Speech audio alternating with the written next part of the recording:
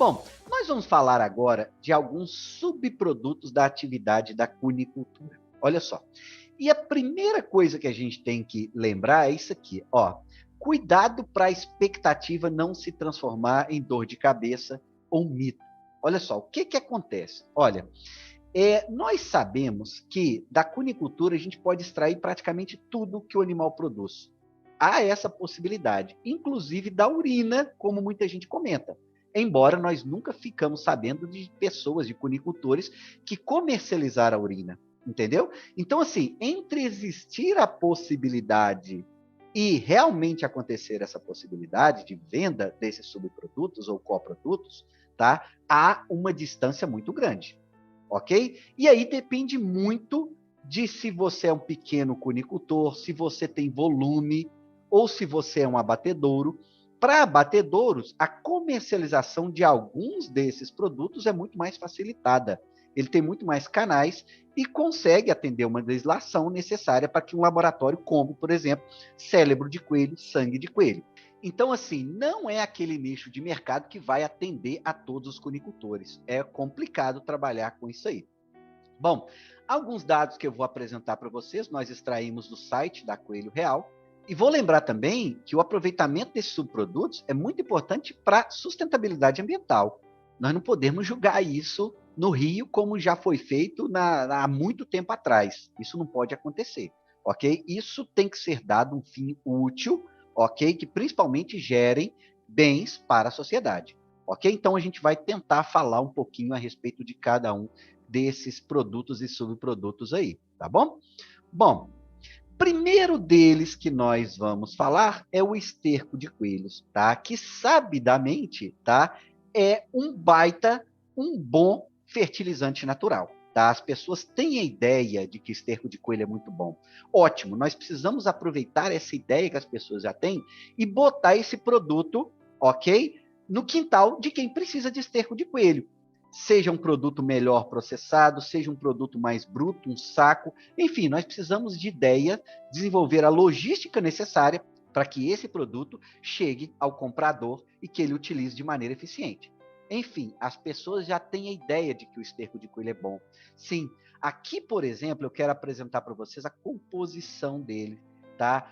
1,5 a 2,5% de nitrogênio, 1,4 a 1,8 de fósforo e meio a 0,8 de potássio. Então, assim, em boas proporções para aquilo que a planta necessita, ok? O NPK do esterco de coelho é muito bom, a relação entre eles, ok? É muito bom para as plantas, tá? Aqui nós pegamos dois trabalhos interessantes também, um que avaliou esterco de coelho como fonte de nutrientes para complementação na adubação. Eles verificaram um aumento na massa seca de milheto quando esterco de coelho foi combinado com adubo industrial, ok? Então, muito interessante esse resultado. E aqui, um que trabalhou com substrato à base de esterco de coelho na produção de muda de alface, né? Aquela mudinha ali tem que ir em cima de um substrato, ok? Então, eles verificaram que pode ser utilizado como substrato, tá? Desde que seja feito vermicompostagem. Enfim, sabe-se que o esterco de coelho tem várias utilidades. Eu vou chamar a atenção, gente, que agora em 2002, né, abril de 2002, nós estamos vivenciando a guerra na Rússia, na Ucrânia, né? E, dentre outros efeitos a nível mundial, está a produção de commodities, como, por exemplo, os fertilizantes. Então, aqui, o Brasil, que é um grande produtor mundial, que recebia muito fertilizante da Rússia, está sendo prejudicado. Então, nesse momento, ganha mais importância a fertilização natural, de repente combinada com a fertilização inorgânica, que é a fertilização química. Entenderam? Então, assim, obviamente que não podemos comparar, às vezes, a fertilização natural com a fertilização química, fertilizantes tradicionais. Não podemos comparar o nível de eficiência. Mas, na ausência dos fertilizantes químicos, desde que bem combinados, podem ser uma opção, ok?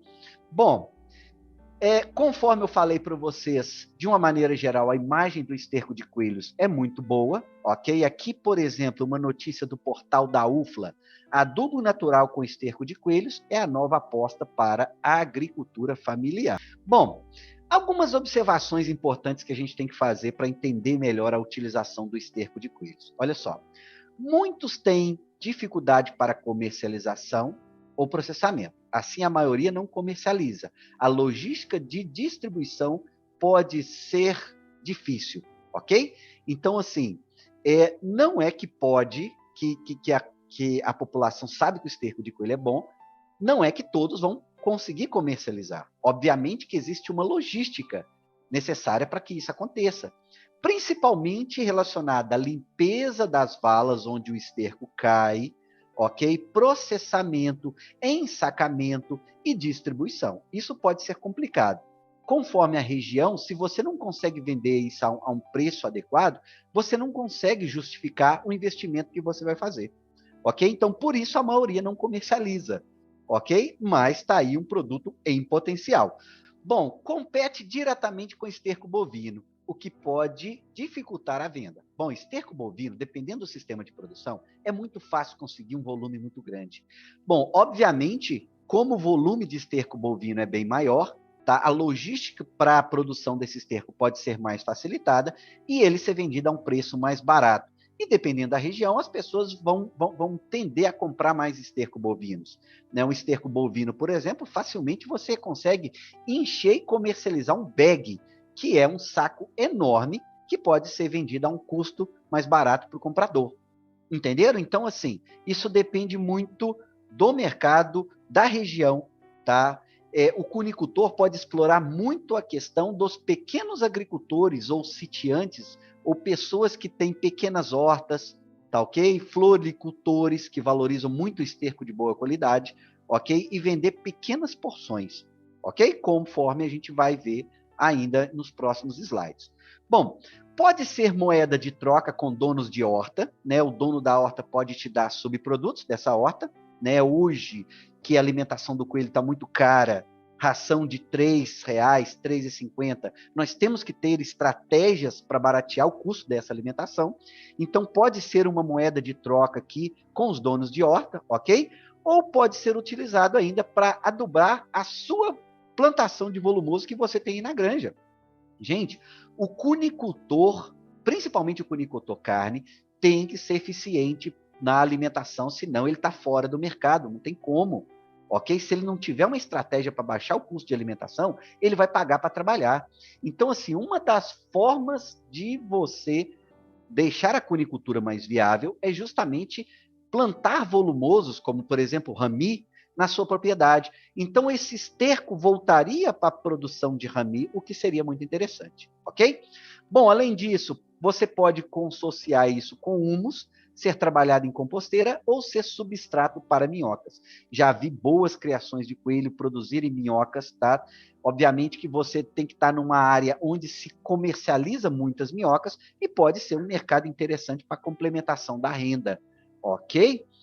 Bom, durante muito tempo, o pessoal sempre pediu informação a respeito de como utilizar o esterco de coelhos. E a gente sempre trabalhou indicando esse material aqui, escrito tá, pelo saudoso Irani Solazolim, que era cunicultor e médico veterinário, era um dos cunicultores da Farco, lá do Rio Grande do Sul, que de maneira muito gentil nos escreveu aqui um material de excelente qualidade, com informação sobre processamento das excretas do coelho, análise de fezes, análise do humus, enfim, ele descreve muito bem como que ele fazia esse processo.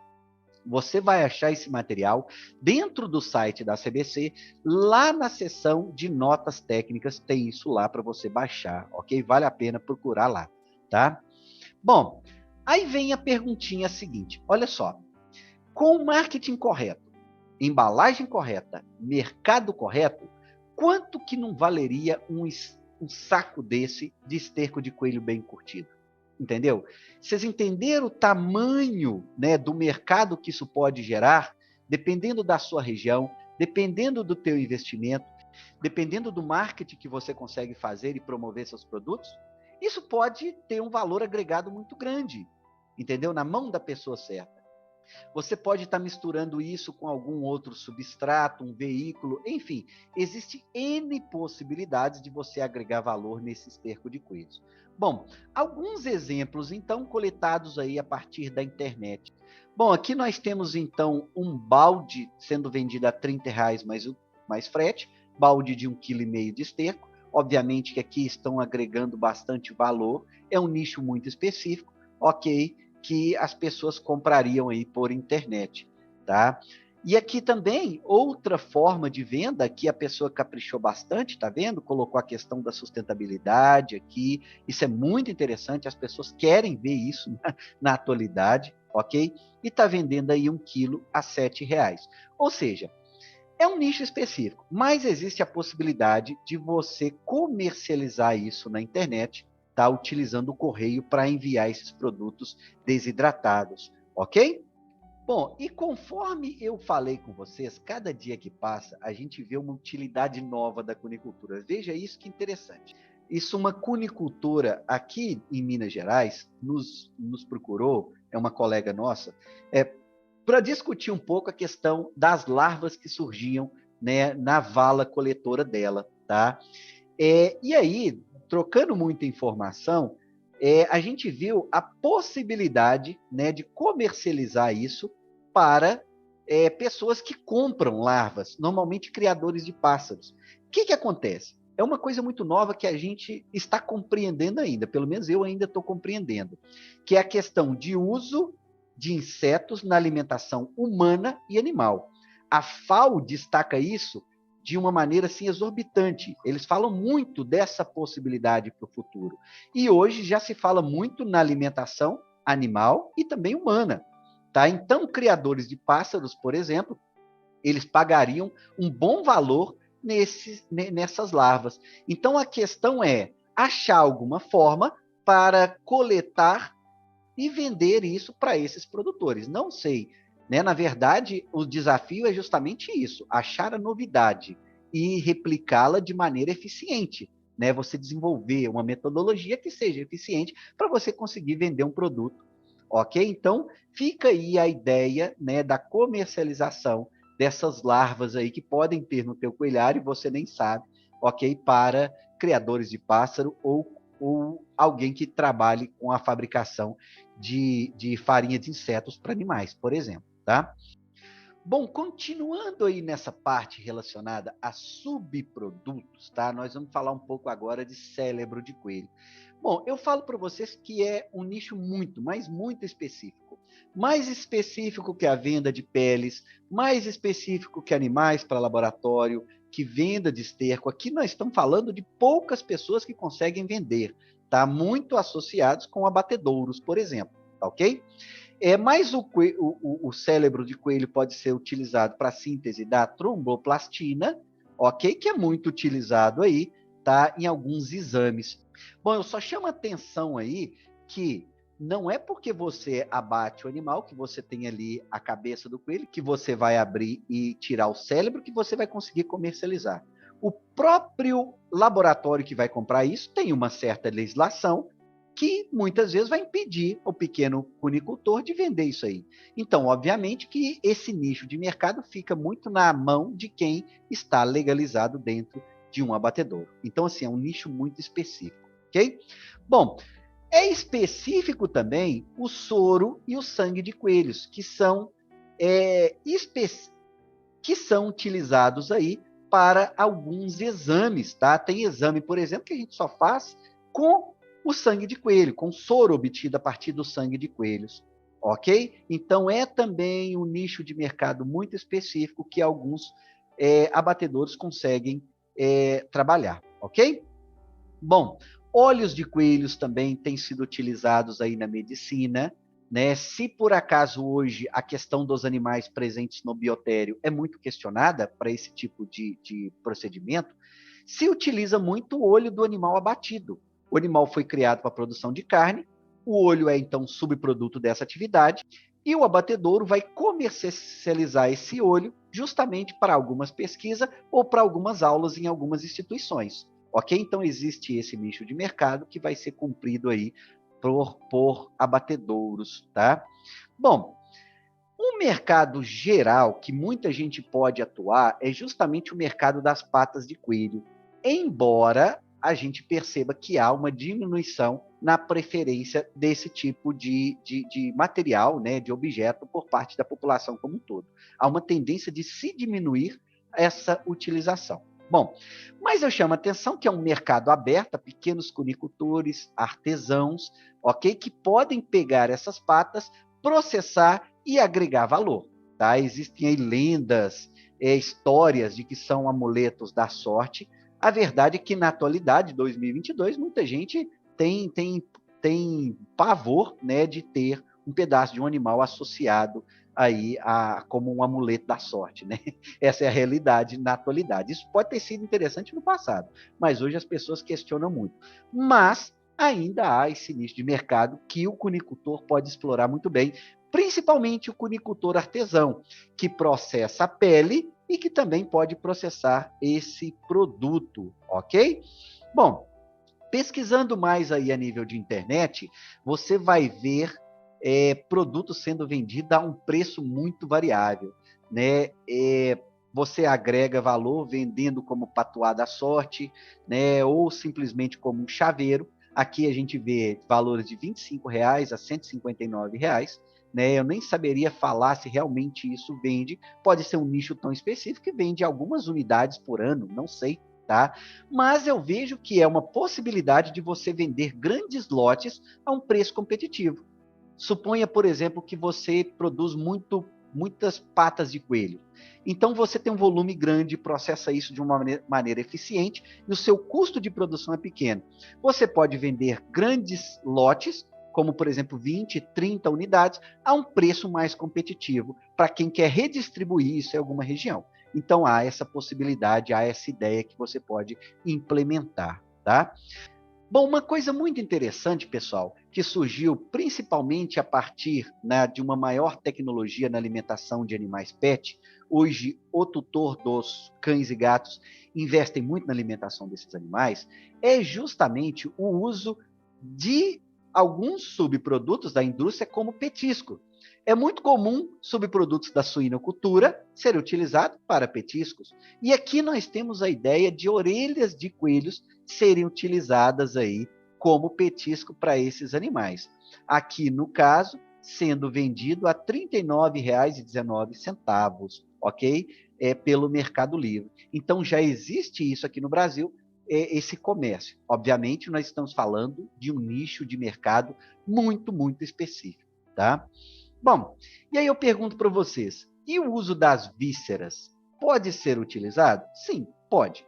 Mas é muito difícil termos um volume grande que, que, que justifique, né, a logística de coleta, transporte e processamento disso. Entendeu?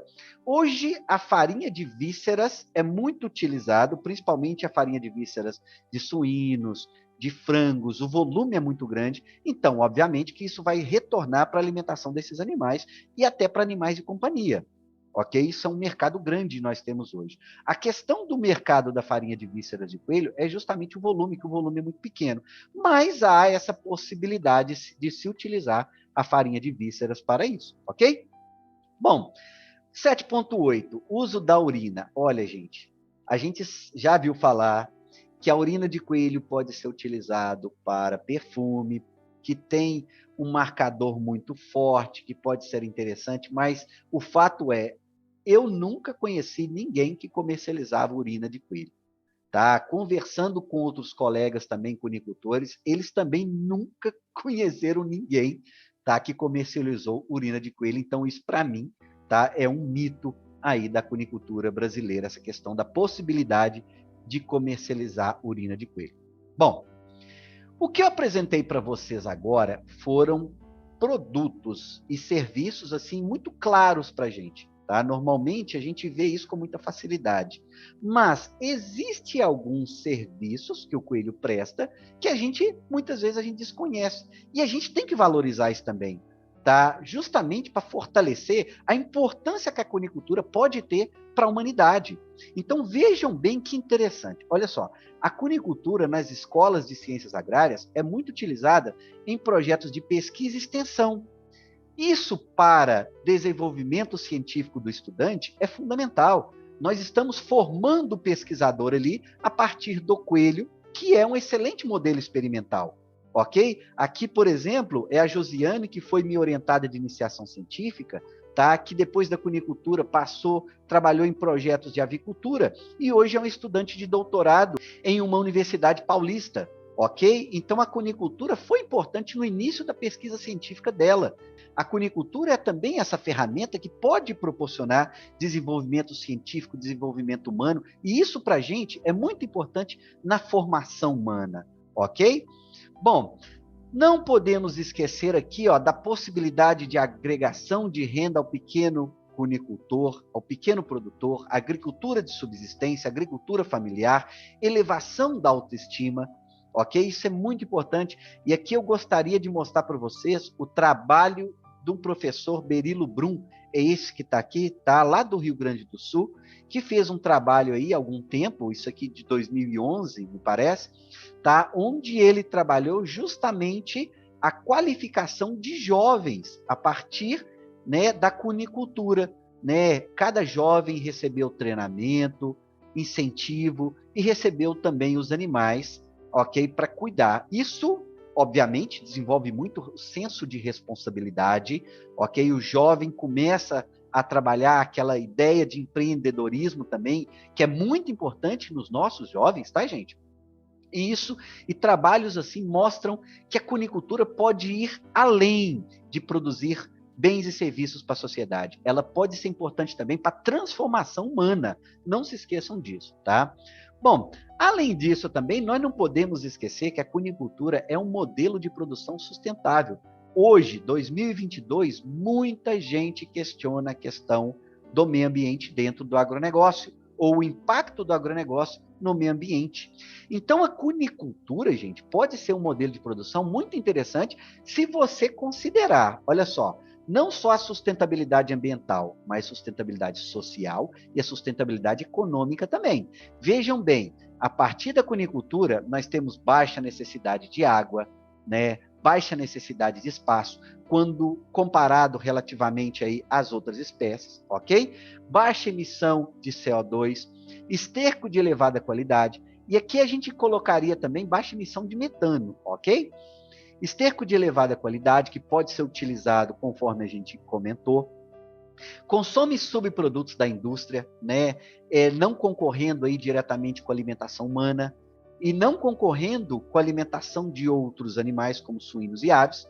A ração de suínos e aves é basicamente milho e farelo de soja, na maior parte das vezes, né? E a ração de coelhos pode levar milho e farelo de soja também, mas em menor quantidade. Uma ração de coelhos bem formulada vai levar aí 30% a 40% de um subproduto forrageiro, né? Um feno de alfafa, casquinha de soja, né? Dentre outras possibilidades. Então, a alimentação de coelhos pode consumir vários subprodutos da indústria. Isso é muito interessante para a gente em termos de sustentabilidade, tá?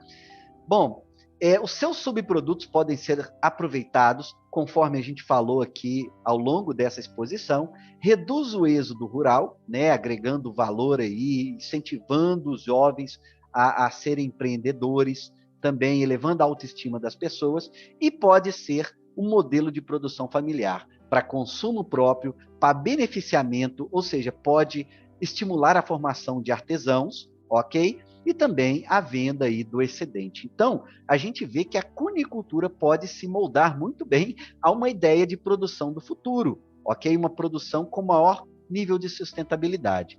Bom, pessoal, essa aula foi bastante longa, né? Nós concluímos aqui, então, nós dividimos essa aula em várias partes, ok? Para não ficar um vídeo muito longo, a gente dividiu em partes. Obviamente que aqui nós queremos detalhar bastante a cunicultura e nós não estamos preocupados com o tempo de cada aula, mas nós estamos dividindo em partes justamente para que você veja uma parte, depois veja a outra, depois no dia seguinte veja a terceira, a quarta, e aí vai vendo pouco a pouco. ok? Eu agradeço de coração a você que chegou até aqui o fim dessa aula, agradeço muito você que é inscrito, você que não é inscrito também, tá? Inscreva-se aí no nosso canal. Se você gostou desse vídeo, deixa aí um like, isso ajuda bastante na disseminação do canal, da cunicultura como um todo.